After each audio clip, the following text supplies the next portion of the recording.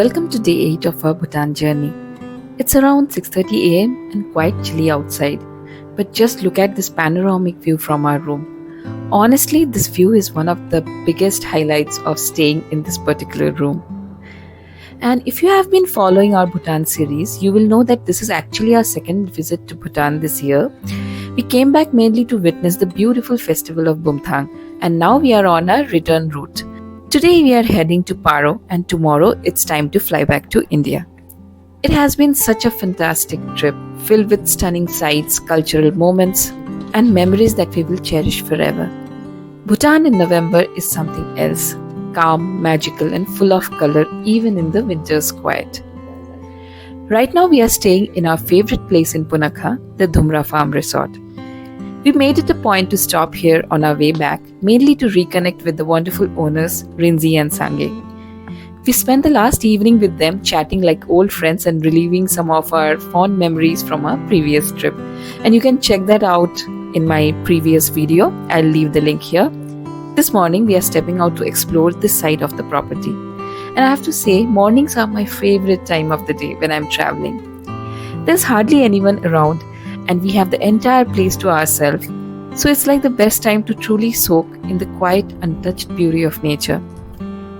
Last time we stayed in a different part of the resort, and this time we are in the newly built section.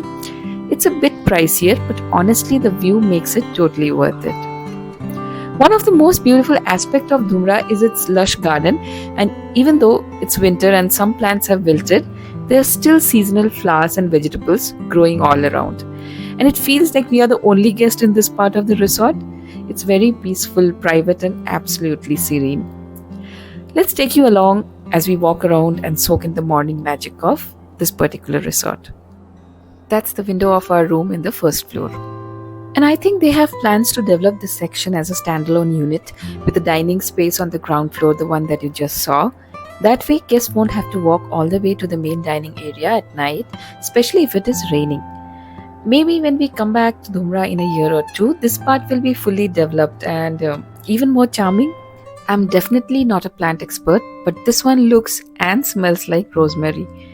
And then there are these cute little purple flowers.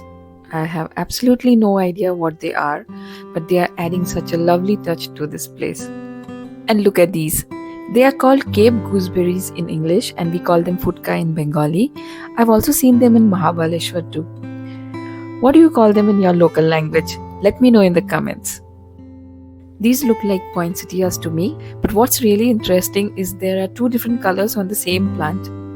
Again, I am not a plant expert, so if any of you know why this happens, drop in the comments. I would love to learn something new. And that's the second entrance gate through which we had come yesterday. There's one more main entrance gate which I showed you in the night in the last video.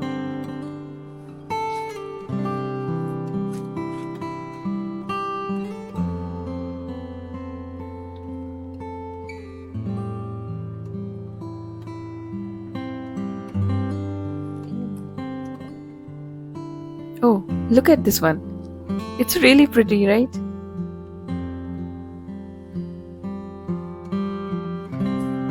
And there are more of these in the spot. They are really pretty. Look at this. We have located some cherry tomatoes out here. So these are specially served in this salad that we get at dinner, and they are super yummy. I really love this seating space. In the background is the room where we are staying, and this place overlooks the entire Punakha Dzong. It's so picturesque.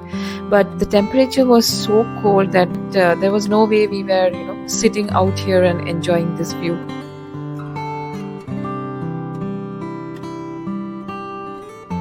This cobblestone path connects the new segment with the old segment. So up ahead are the rooms where we stayed last time.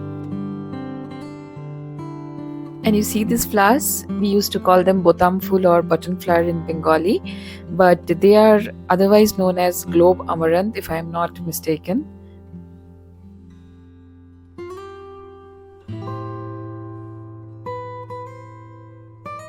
In the back you can spot some fig trees, and here's a little fun fact. Did you know if you boil fig leaves in the milk, they give a subtle vanilla flavored milk?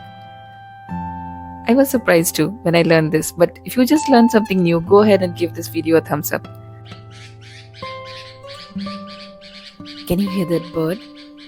That's one thing I love about the mornings here in Dhumra. You'll hear all these little bird calls in the background.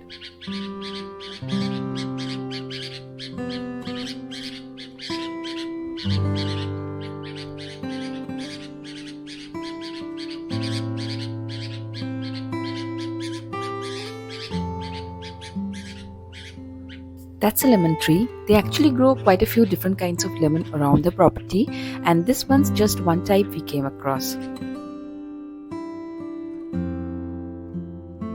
Look at how beautiful these flowers are.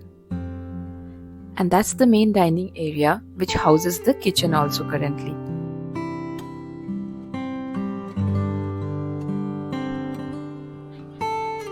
Oh, look at this. They have spread out a whole bunch of groundnuts here for sun drying, and it reminds me last time our driver Sange had gifted us some peanut from his native village in the eastern Bhutan. The skins on those were almost black, much darker than usual, and they tasted insanely sweet. Honestly, the best peanuts we have ever had. I'm not sure what variety these are that they are trying here, but I'm really curious now. And this right here is a wood fire oven. And we got to know last time that this oven was used to basically bake pizzas. Look over here, there's another lemon tree. And now we are going to take this small path, which you can see. This path leads to their other farm area and also to their home, like Rinzi and Sange's actual, house is at the end of this path. Last time we had seen it, so we are just taking a stroll on this path. I'll show you what they have here. So these are like basils, like tulsi. I think this is basically tulsi. And look at how pretty this place is.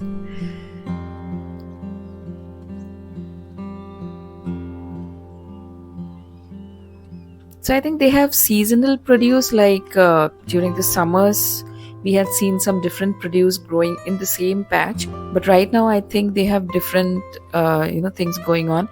So that's a sunflower that you saw, and again this is also tulsi that I can see. This entire farm is filled with so many beautiful flowers, and I feel that this time of the year it is even more prettier than what we saw in the summer.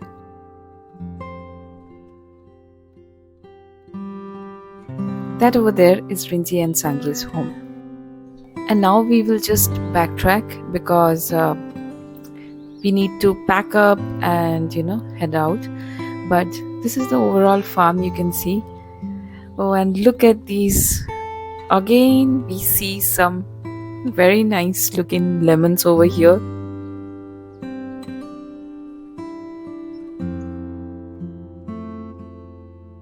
And here you can see a few more garden rooms. I believe these are part of the same garden room segment, but a little more pricier than the ones we stayed in earlier.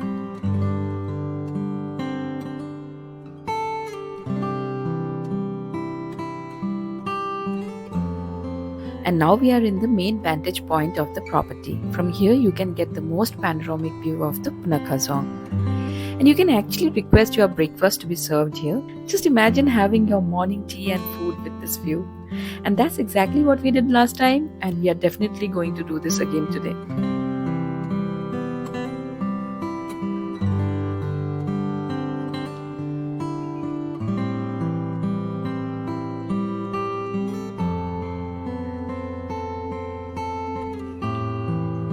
As this day goes on, there's this little niggling feeling in our hearts that our time here in Dhumra and in Bhutan is slowly coming to an end. But I guess that's how it is. Every good thing has to end at some point. And maybe that's exactly why we feel they are so special. Because later when we look back, it all turns into a beautiful memory we'll always carry fondly with us.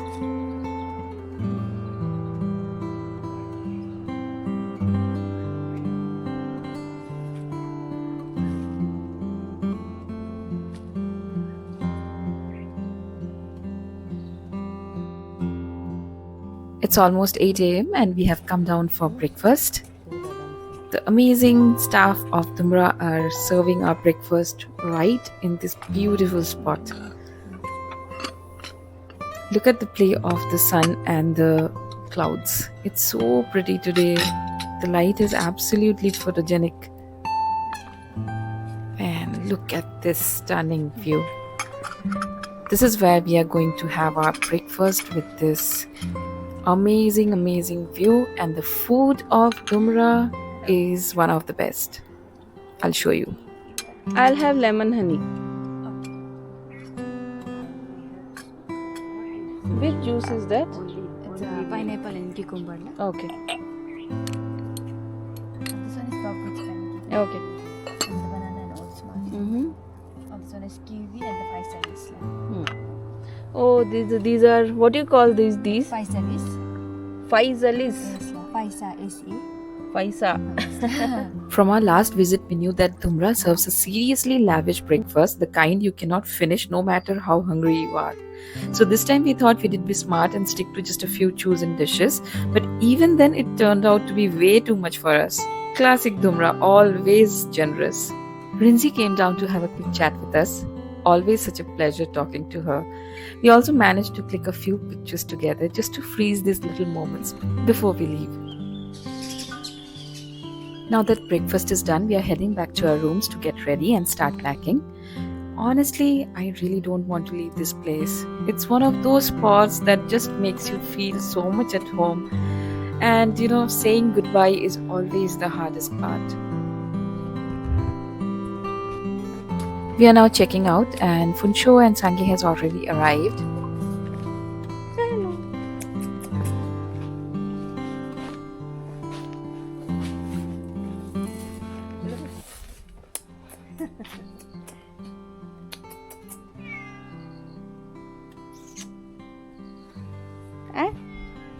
That's the resident Mama Kitty, and she had a litter last time we were here in summer. Dechin has come to get her bags, but we had already sent them with the other staff members. You can keep in the Thank you. Thank you, darling. Is Rinzi around? We will just meet her once and... Yes, so we are going now. We wanted to say final goodbye. Okay. Thank you so much for coming. Thank you so much for having us. Last hug. Last. For this year. She has to go down like this. Next year. Yeah. She's saying your second visit. I'm saying we have been corresponding. Yes. Yeah. Even more than Tashi, we know her personally. Such a large avocado, huh? How many days do you have to keep it before it ripes? It depends upon your temperature, like some 3 to 4 days. 3 to 4 days. We have different varieties. So some varieties get purple. Some purple also. Purple also. Acha, we never saw that. That is new for us. My mom asked if she could get some holy basil seeds, and Rinzi happily handed some over without a second thought. Such a sweet gesture, and honestly, it's little things like these that make this place feel so special. You can even eat also, no? In high altitude only in India we get this type of tulsi, and in our place we get that. But in movies, when we see, there is always a tulsi near you. That is the normal tulsi. Normal tulsi, green one. Not the holy basil.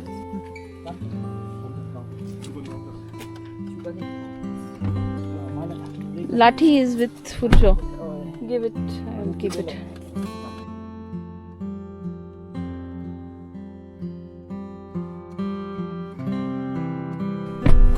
I don't know when or whether we will be coming back to Dhumra, but one thing's for sure, every time I leave this place, I leave a little piece of my heart behind.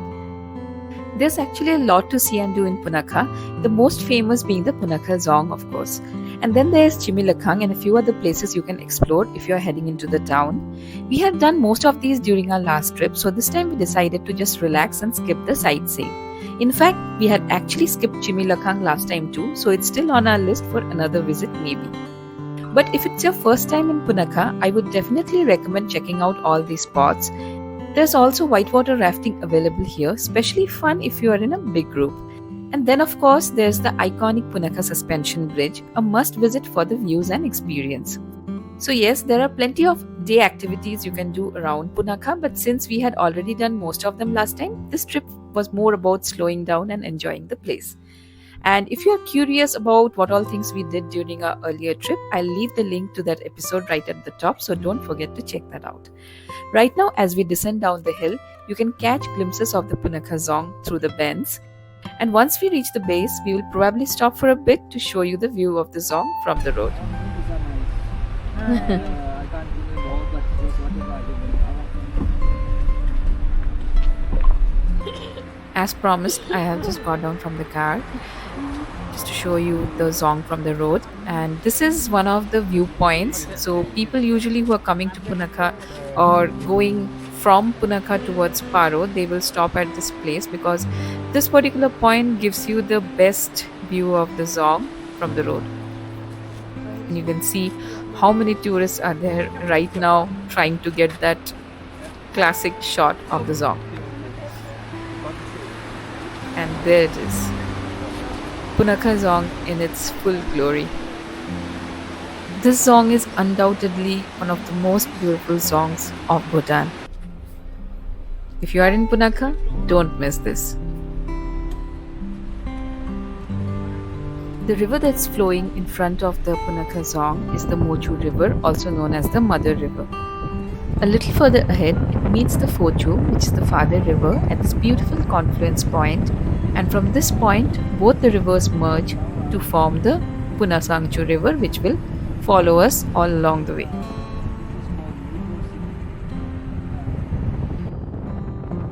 So the plan for today is to travel from Punakha to Paro. It's about 115 kilometers and should take us roughly about 3.5 hours from now. On the way, we will be crossing the beautiful Dochula Pass, and probably we will take a quick pit stop there to stretch our legs and enjoy the views.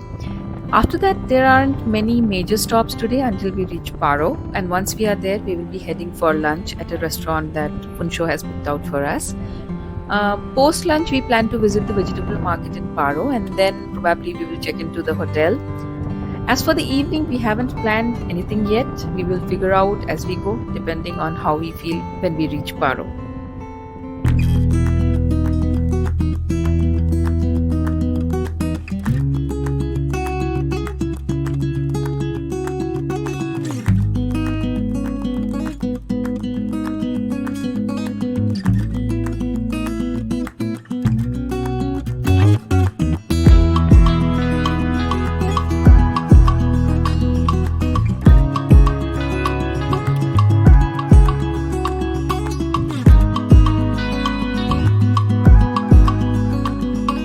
I have been loving the corn so much on this trip that the moment we spotted a small shop selling roasted corn, I immediately asked Sange to pull over. And while I waited for it to get ready, Mom wandered off and started feeding the local dogs, as usual.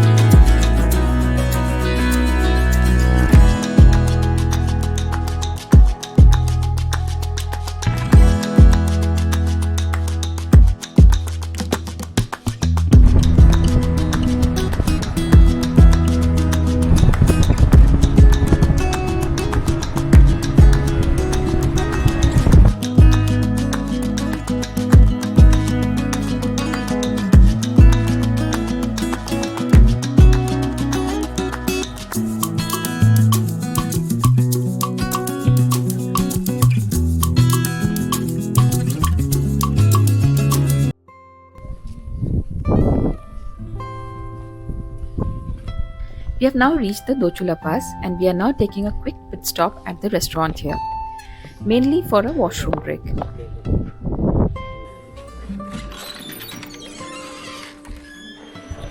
It's pretty warm inside. It's like completely toasty thanks to the heaters. It's such a cozy contrast to the chill we just, felt outside. Usually this restaurant is pretty crowded, especially during the season time, but today I don't see so much of a crowd, only a few guests here and there. And this restaurant also serves some of the bakery items which you can see on the screen. We have not tried them, but the prices are pretty nominal. The weather today is quite cloudy, so unfortunately, all those beautiful mountain ranges that we saw when we were coming are now hidden behind a thick wall of clouds. So, honestly, I feel that we were really lucky with the views when we came through earlier. And if you haven't seen them yet, you can catch those stunning mountain shots in episode 3 of this Bhutan series. And now we are off again, continuing our journey to Paro.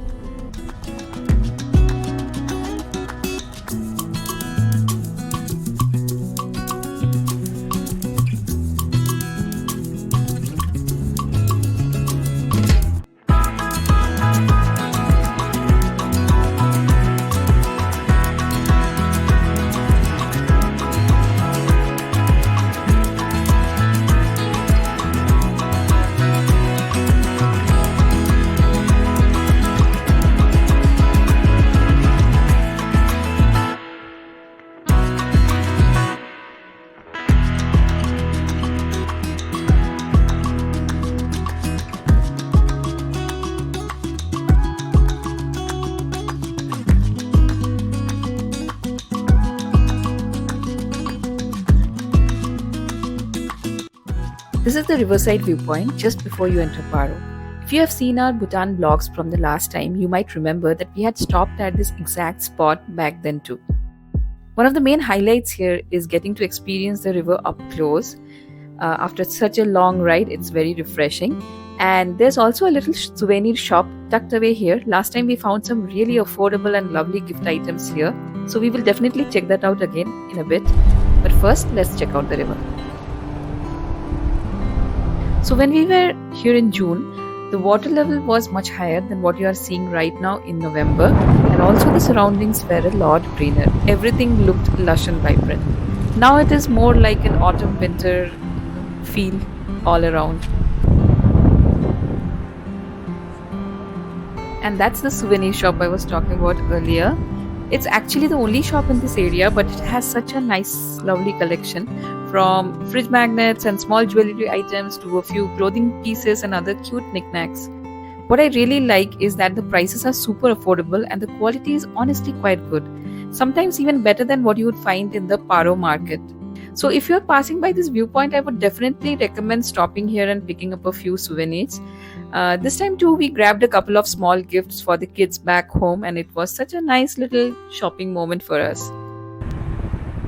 We still have some distance before we reach Paro, and it's almost noontime and we are so hungry and eagerly waiting for some food now. I'm just hoping that we reach the restaurant quickly and we can grab something to eat.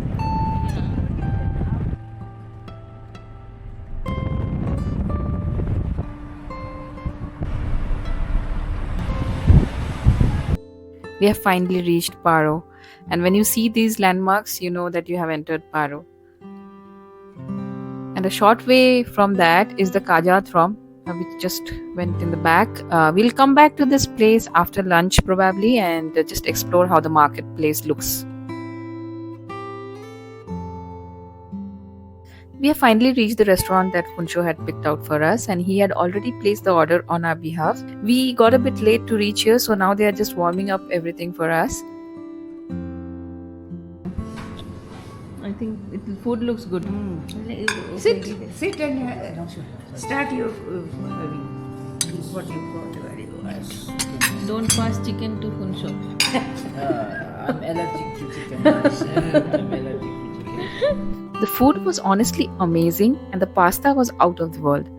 And something really sweet happened here. The restaurant owner's son is into stone painting. When I admired some of his beautiful little creations, he actually gifted me one. Moments like this just stay with you. I genuinely feel that Bhutanese people are some of the kindest and most hospitable people you will ever meet.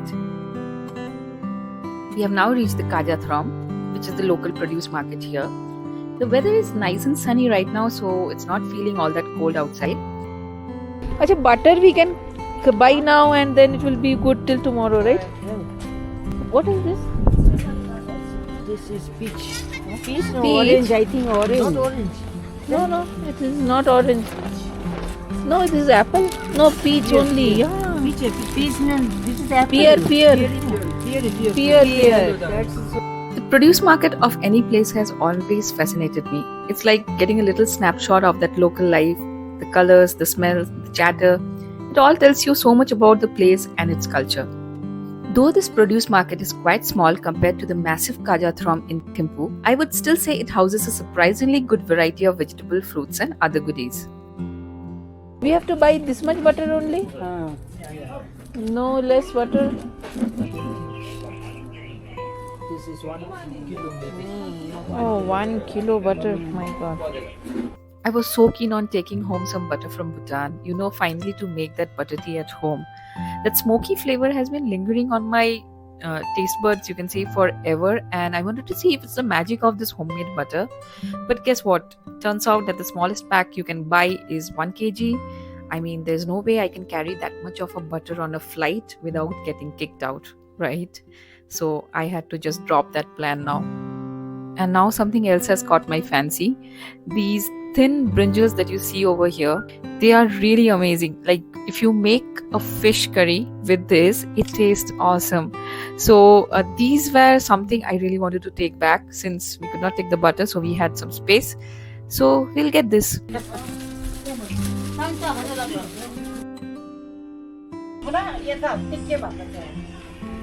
These bottles are from India only. They don't grow bottle here. We want a little only, 250 grams maybe.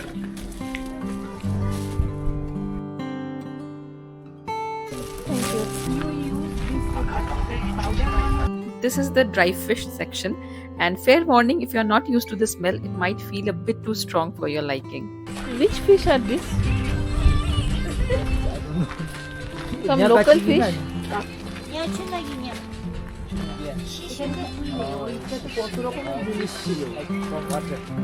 Oh, fish is from water only.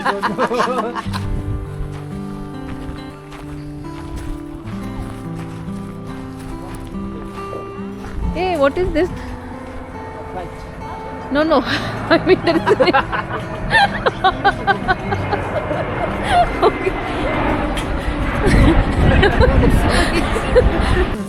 What is this? It's like this. apple. Dried No. pear. Pear. Right here. And this is dried. Like finish.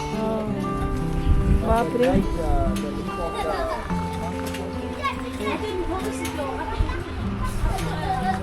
Why so light rice? Japan rice. So many types of rice. This is the pink pepper, the Szechuan pepper. What do you call this? Black pepper. Black pepper. What? Black Black pepper. black pepper. Or what do you call that? It's a flat rice. It's a flat English name. This is flour rice. What? He is just making up something now. I said, what do you call this? He said puffed rice. I said, this is puffed rice. What do you call this? Khoi ke ki wale? He's on a flour. It's puffed rice, but like some Like flour. Like flour. That is why flour rice. anyway. Flour. You set up your own market. So this is rhododendron. This is cypress. This is what? This is not. I can't identify. It's a shrub, I think. I don't know. And this is hemlock. What is this? What is this? These are all dried herbs, leaves, twigs from various plants, and the aroma was incredible. They are sold loose like this, and you can use them as an incense, burning them during puja just like incense sticks, but in their pure herb form with a far more intense and earthy fragrance. What is this? This is it's a marks. Oh, it's not a marks also. It's just it's kind of piece of the beautiful lady. Hey, I will not ask you anything now. Did he have anything, whiskey or something instead of water? What is this? This is also rhododendron? Yeah, it's a water. But it is not dried fully. Wood, a dust of wood, No. It's a trust. dust of wood. They burn these But things this is on- smelling differently. But the wood was very nice. That smell was very. Oh, here also all incense powder. Chalo. Chalo, we are done. We did quite a fair bit of shopping at the market and now we are heading towards our hotel.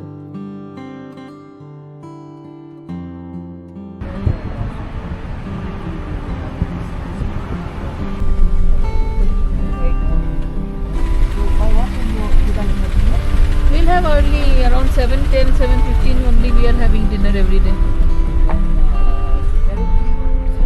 Starts. So we'll have dinner and then go. All through our journey, we had been teasing Punsho to sing for us. He would casually say that I'll sing when we go to the karaoke, and we laughed it off thinking he was joking. Turns out he wasn't. Today after dinner, he is telling us that he will take us to a karaoke where not only he will sing, but we have to sing too. And honestly, why not? Any K-drama fan knows the hype around karaoke nights, and I am one of them. If you are getting a chance to try something completely out of our comfort zone, we are absolutely game for it. We have reached our hotel for the night. This is Rema Resort, and it looks really pretty.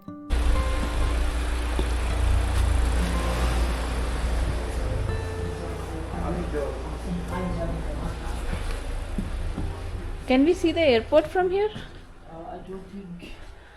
No, right? দেখ এখানে কি দেখ Oh, Bhutan. Bhutan guide. Oh, there are spices. I did not notice that. All have different things. It is a nice Oh, thing. nice. Something interesting to This check is out. coffee. Yeah. Coffee, that Yeah, is coffee. star anise. Star anise. This is pumpkin seed. No, elach. Elach. Rajma. Cardamom. You know, Cardamom. Wheat, rice. Masoor dal. Yeah, we have this Lentil. often. And there are here also there are different kind of rajma.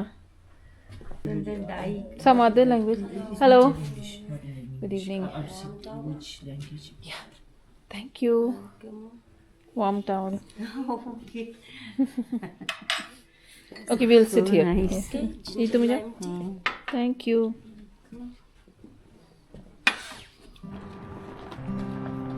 Now that the sun's gone down, the chill has really set in.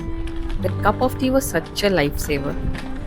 Oh, and I have to say this, the shawls that we picked up from Lavala, they are absolutely cold busting champions. They have kept us toasty warm even in the harshest of cold. And now we are heading to our cottage. The hotel actually offers two different types of stays, standalone cottages like ours, where you can take a short walk to your room, and regular rooms in the main building right next to the reception. We picked the cottages because we had heard that apparently from here you can watch planes flying in and out and even spot Paro Airport in the distance. Now, whether that is true or just one of those random reviews, we are about to find out. Let me quickly give you a little room tour. As soon as you step in, there are two separate beds, exactly how we had requested. On the right hand side, there's a big window opening out to the garden with an electric heater right next to it. There's only one heater in the room, but I think it's more than enough to keep the place warm. The room itself feels surprisingly spacious and the view outside is lovely. The only tiny downside, the lights are a bit dim, but they have made up for it with cozy reading lamps on the bedside. We also have two bathrobes and a nice eco-friendly touch, a cloth bag that you can use if you want. The cupboard is cleverly camouflaged into the wall and hides a safe inside. Oh, and there's a big umbrella too. I think it's handy because it rains quite a bit here. On the tech side, there are flat screen TV and an emergency light, which probably means load shedding can happen here. The cottages also have a little seating area with a full tea coffee setup. Some cottages directly open towards the front garden, which I think is nicer than ours, which faces the backyard. And now for the bathroom, all the basics are here, plus a hairdryer.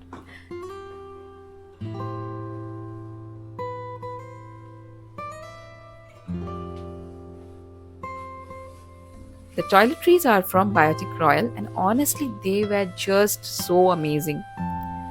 Too bad you cannot get them in India. We have also got face towels, toothbrushes, hand soap, all neatly arranged on this platform. That's about it for the room. Warm, cozy, and functional, with just enough little touches to make it feel special. It's almost 7:30 now and we are heading out for dinner. We rested for a bit and yes, I did manage to spot a flight taking off.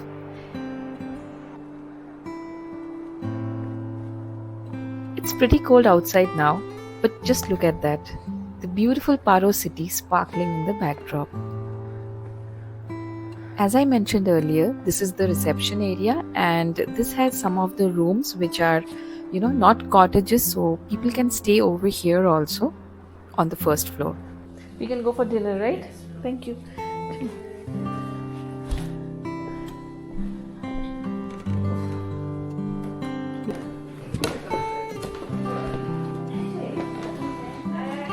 Can we have dinner now? Yeah, where should we sit? Here? Only two of you? Sorry? Two of you only, right? Yeah.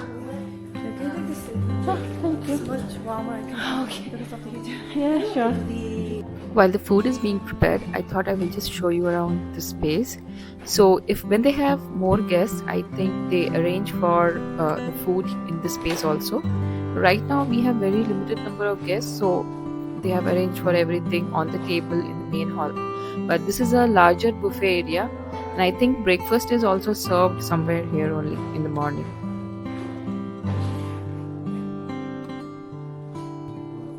Our dinner has just started to arrive and first up we have a comforting bowl of pumpkin soup served with some croutons on the side. And our dinner is here. It's a complete Indian fare. As you can see, we have garden salad, then there is beans dachi over there, and we have paneer. This is gobi, aloo, some carrot. This is dal, steamed rice, papad, salad, and we had desserts also. Dinner is done and we have now come down again. We will be waiting for Funsho and Sangye to arrive. They just called us and said that they were starting from the city to the hotel to pick us up. So we'll just wait in the reception area for some time before they arrive. And the food was really good. Like I have had Indian food in Thimphu also when we stayed last time, but it was not that great. But in this hotel, the food was, everything was tasting so good. We were not that hungry, so we could not finish everything. But the taste of all the items were super. So overall, we really like this place. This hotel is pretty good from a stay standpoint, room quality, facilities, food, everything, it's good. So definitely, I would say that, you can opt for this hotel. This is a very good place to stay with your family. Funsho and Sangye have just arrived and we are now off to the karaoke. It's almost 8 p.m, probably the latest we have ever ventured out at night in Bhutan. In Thimphu, the city center stays lively even late into the night, but here in Paro, the streets are completely deserted. I think maybe it's because it's winter time and this chill is keeping everyone indoors. Well, I am feeling this strange mix of anxious excitement. We have never done anything like this before and I have no idea what to expect exactly. But then, I'm just keeping my fingers crossed and keeping my mind open. Let's see what happens. Okay, no problem. Stairs. Oh, that's good.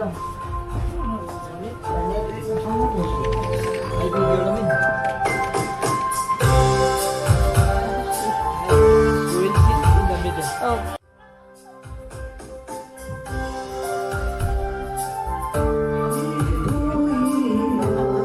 We can sit here also? No, here? Okay, this place does give off a bit of a Korean vibe, but honestly, I wasn't expecting all these swirling, colorful lights dancing around the room. But slowly we started warming up to this place. Everyone who went up to sing had such a trained, confident voice, and they weren't just singing, they were owning the songs. And the way they followed the lyrics so effortlessly, it felt less like a karaoke and more like a live mini concert.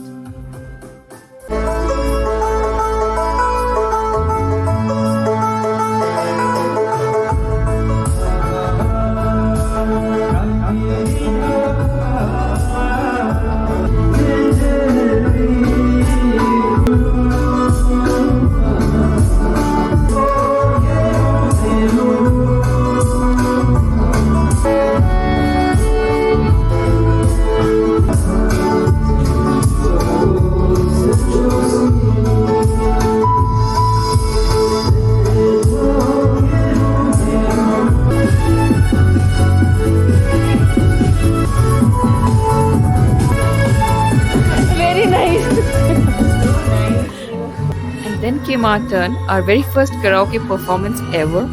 We were super tense, our voices were horribly out of tune. But by the end, we were laughing so much that we didn't care how terrible we sounded. We actually enjoyed it.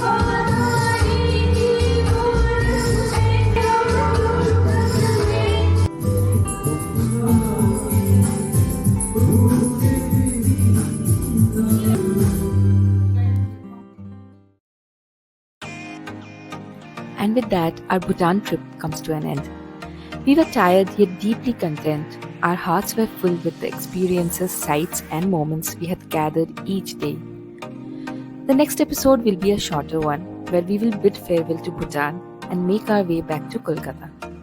Thank you for watching. If you found this journey helpful or inspiring, do subscribe, and I'll see you in the next one.